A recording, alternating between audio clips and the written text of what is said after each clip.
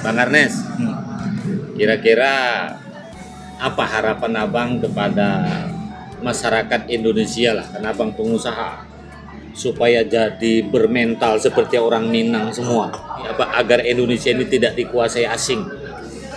Gini ya, khususnya orang Sumatera Barat, ya, dimanapun berada, kekompakan dalam bentuknya, walaupun di Batam, walaupun istilah di Jakarta, walaupun di Medan, adakah kekompakan?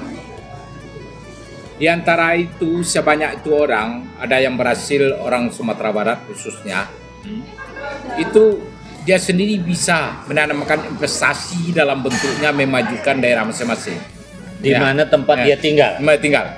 Tidak harus bangun di Sumatera Barat. Oh, bukan. Di mana saja ya? Di mana saja.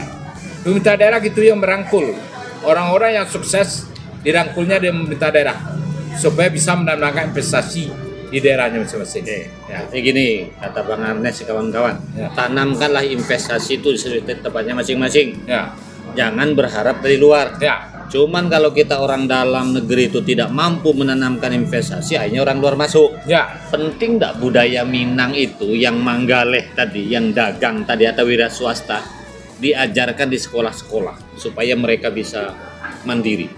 Ya, kalau kami dari Minang bukan di sekolah, Pak, dari keluarga.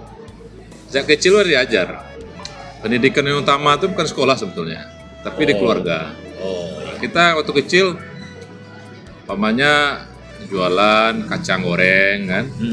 Udah biasa kita menerima uang, membalikan uang kan. Pamannya kita jual kacang goreng, ada di pesta ada orang kawinan, kita jual kacang goreng. Iya. Kita SD, Pak, udah diajar lah. Kita beli sekian, jual sekian. Jadi kita ada tahu, oh ini caranya. Jadi itu sudah menjadi habit dan menjadi kebiasaan berdagang ini, Pak. Makanya orang Minang punya duit 1.000 aja, dia udah bisa selangkah depan Cina, Pak. Iya. Maju dia.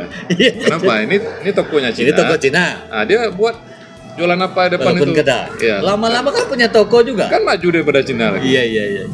Jadi diajarkan dari rumah, Pak. Kalau Indonesia ini ke depan mau banyak pengusaha itu ya diajarkan dari rumah. Kemudian sekolah, pemerintah juga mendukung. Oke, kawan-kawan, menurut Bang Arnes, kita yang sudah punya modal ini jangan nunggu modal besar. Ya. Buka aja, Pak. Jangan semua jadi pegawai, gitu Bang ya. Ya. Nah, yang kedua, kata Bang Ahmadi, mungkin kalau di sekolah ini sudah terlalu banyak pelajaran, gurunya juga tidak ada, gitu kan? Iya. Lebih baik bagaimana orang tua menanamkan wira swasta sejak dini di sekolah. Mungkin nanti ada ceramah, ada kegiatan apa, banyak rame orang kan, entah jualan cilok, pisang goreng, segala macam. Tapi yang pasti kepada keluarga Indonesia lah, Pak ya, kita tidak melihat dari Minang atau dari mananya, kita bicara bahasa bangsa Indonesia. Yang penting diajarkan kepada anak itu manajemen, Pak, manajemen keuangan. Nah, contohnya anak kita belanja nih, umpamanya 5.000. Dia harus mampu menyisihkan 1.000 satu hari. Belanja 5.000, Dia tabung 1.000. artinya misalnya uang jajan ya, Ya, uang jajan. kasih 5.000. Ya, dia tabung 1.000. Itu apa maksudnya? Itu- Supaya hemat. Jadi orang Minang ini pelit. Bukan pelit sebetulnya. Orang Minang ini hidupnya penuh perhitungan, Pak. Oh iya, Jadi 1.000 ini kalau 30 hari dia kan jajan 30.000. 30.000. Bisa mutar modal kan? Bisa. Nah, jadi yang dikatakan saya setuju itu. Orang Padang, Minang pelit. Ada menyebut pandai menyimpan uang. Nah, itu udah begitu, Pak. Saya nggak setuju itu. Yang betul adalah orang Minang ini pandai berhitung, Pak. Pandai Pandai berhitung. manajemen. Oh. Nah, sehingga di mana-mana kita lihat sampai ke Malaysia sendiri pun Tuanku Abdurrahman itu dari Pagaruyung, Pak. Iya. Yang Sultan yang di Pertuan Agung Malaysia yang pertama itu, pendiri negara Malaysia. Jadi Teguh Abdurrahman tuh dari Yang ada di duit Malaysia itu orang Minang, Pak. Allah. Yang pendiri Singapura, yang Yusuf bin Ishak, yang di duit dolar Bapak itu, yang ganteng itu, Iya, itu iya. orang Pariaman. Astaga.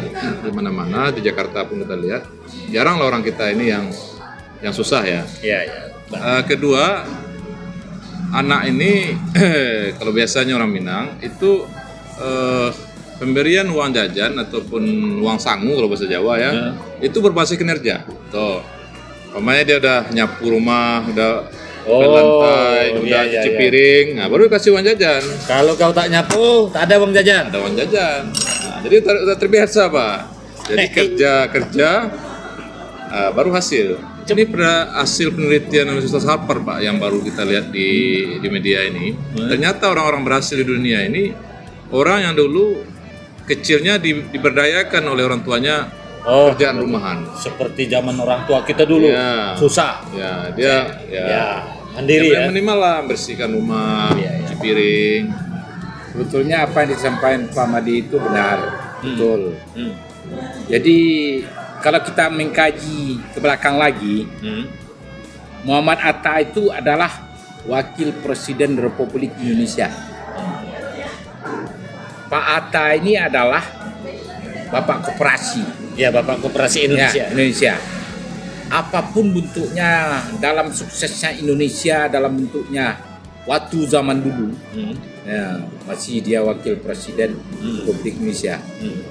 Koperasi ini udah belajar dari metodenya yang dikeluarkan oleh Muhammad Atta, Wakil Presiden Republik Indonesia. Dia menciptakan Bapak Atta ini, menciptakan. Sehingganya khusus untuk orang Minang, dia meniru ke sana. Hitung-hitungan orang Minang ini, ya kata bukan pelit, ada perhitungannya dalam bentuknya melepaskan uang maupun memperlanjakan uang.